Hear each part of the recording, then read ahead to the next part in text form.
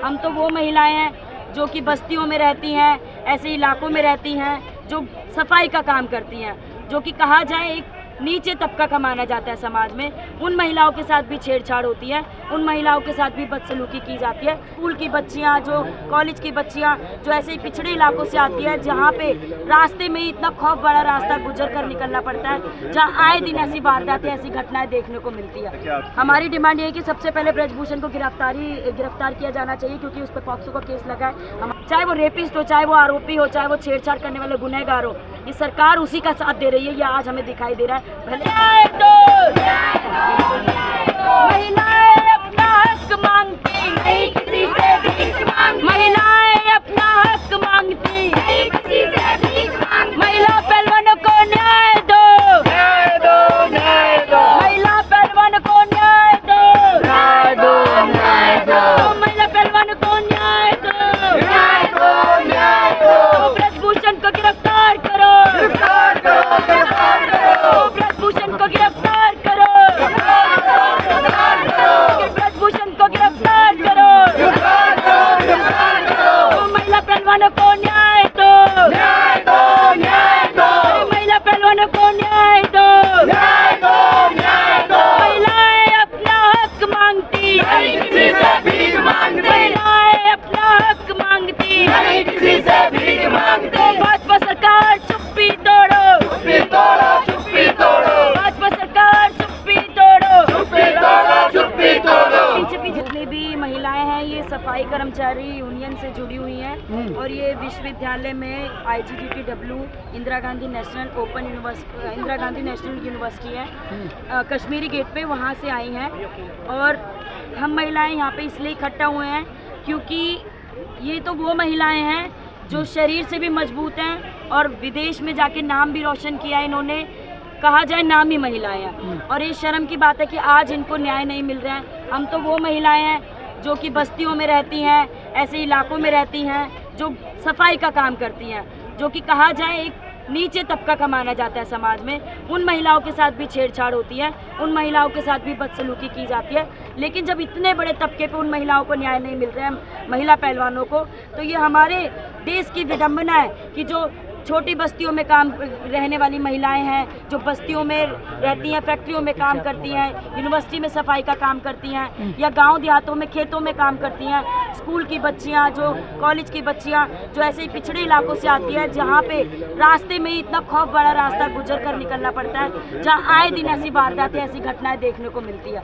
तो ये बहुत बड़ी दिक्कत की बात है। हमारा भारत 75 वर्ष आज़ादी का अमृत महोत्सव मनाता है, हमारे भारत के प्रधानमंत्री, लेकिन आज भी भारत देश की संपूर्ण आधी से ज़्यादा आबादी जो महिलाओं की है, वो आज सुरक्षित नहीं है। ये एक बहुत बड़ा सवाल हमारे कल का कैसे क्या प्रोग्राम है? कल का हम लोग जाएंगे, हम जंतर मंतर पे इकट्ठा हो रहे हैं 11 बजे। सभी छात्राओं, सभी कॉलेज की छात्राएं, स्कूल की छात्राएं, या किसी भी जगह पढ़ती हैं, रहती हैं, नौकरी करती हैं, चाहे वो यूनिवर्सिटी में साफ सफाई करने वाली महिलाएं क्यों ना हो, गार्ड क्यों ना हो, या किसी फैक्ट्री में रहने वाली, काम करने वाली महिलाएं क्यों ना हो, सभी से ये निवेदन है ज़्यादा से ज़्यादा बड़ी संख्या में पहुँचे, ताकि हम सारे एक ही मंच पे आकर के अपने न्याय की गुजारिश कर सके, सरकार को दिखा सके कि महिलाएं जब सड़कों पे उतरती है, आंदोलन करती हैं, तो इतिहास ने भी पहले कई बार आंदोलन में हासिल की है जीत, और ये भी हमारा इतिहास के रूप में ये पता चलेगा कि हम महिलाएं जब सड़कों पर उतरेंगी तो इतिहास तो रचेंगी, हम भी अपना अधिकार छीन के लेंगे। क्या डिमांड क्या है? क्या हमारी डिमांड ये है कि सबसे पहले ब्रजभूषण को गिरफ्तार किया जाना चाहिए, क्योंकि उस पर पॉक्सो का केस लगा है। हमारी भारत की कानूनी व्यवस्था यही बताती है कि जिस पे पॉक्सो का केस है 24 घंटे के अंतराल उसको गिरफ्तार करना चाहिए। लेकिन बहुत शर्म की बात है, ये राज सत्ता उन मंत्रियों को बचाने में लगी है जो उन्हीं के शासन में रह रहे हैं, उन्हीं के ही सरकार के नुमाइंदे हैं, उन्हीं के चापलूसी करने वाले लोग हैं, तो उनको सज़ा नहीं दे रही है। तो ये दिखाई देता है सत्ता में रहने वाले आदमी चाहे कुछ भी करे, वो सत्ता का आदमी माना जाता है। वो चाहे वो रेपिस्ट हो, चाहे वो आरोपी हो, चाहे वो छेड़छाड़ करने वाले गुनहगार हो, ये सरकार उसी का साथ दे रही है। ये आज हमें दिखाई दे रहा है। भले नेता वोट में आते हुए कहते हैं मेरी बहनों और मेरी माताओं, ये दिखाई देता है यहाँ पे उनकी बहनें भी आई, यहाँ पे उनकी माताएं भी आई, यहाँ पे कितने महीनों से रेस्टलेस बैठे हुए हैं, प्रोटेस्ट कर रहे हैं, ये डिमांड कर रहे हैं कि न्याय चाहिए उनको, गिरफ्तारी दो ब्रजभूषण को। तो ये दोनों विडंबना हम जनतावासी को समझना पड़ेगा, ये देखना पड़ेगा कि सत्ता और ये भारत सरकार किसके साथ है। कानून भी उन्हीं के साथ है, वो भले कितने भी टेस्ट करा ले, भले कितने भी आके अपने आंकड़े दिखा दे, उन्हीं के पास सारे डॉक्टर हैं, उन्हीं के पास सारे वकील हैं, उन्हीं के पास सारा कानून है, तो उन्हीं के मुकाबले कानून चल रहा है। तो हम लोगों को अपना साथ ढूंढने के लिए सभी महिलाओं को एक मंच पे आने की ज़रूरत है।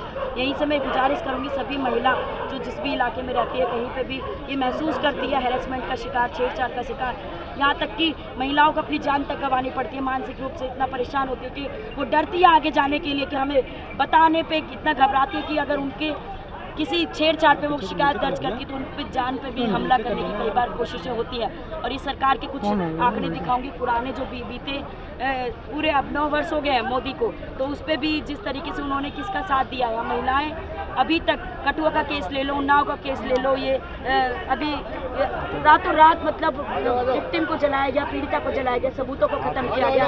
हाथरस का जो केस था, ऐसे ही कई केसेस हैं जिसकी कोई गिनती नहीं है। आए दिन 12 मिनट में एक लड़के के साथ रेप हो रहा है, ये सरकारी आंकड़ा है। आए दिन 6 मिनट में एक लड़के के साथ छेड़छाड़ हो रही है, ये सरकारी आंकड़ा है। ये वो आंकड़े हैं जो सरकार में दर्ज होते हैं, वो FIR है जो दर्ज होती है। बाकी जो दर्ज नहीं होती हैं वो गली मोहल्लों में, ऐसे ही थानों में पहुंच नहीं पाती है। उन आंकड़ों की बात कौन करेगा? उन लोगों की, उन महिलाओं की दिक्कतों को कौन सुलझाएगा जो गली मोहल्ले में, बस्तियों में, घरों में, फैक्ट्रियों में, गाँव के खेत में, किसी इलाके में ऐसी जगह दब जाते हैं। उन सभी मामलों के न्याय के लिए हम आज यहाँ पे इकट्ठा हुए हैं और तब तक हम लड़ते रहेंगे, जब तक न्याय नहीं मिल जाता तब तक हमारा संघर्ष जारी रहेगा, तब तक हम अपनी लड़ाई को आगे तक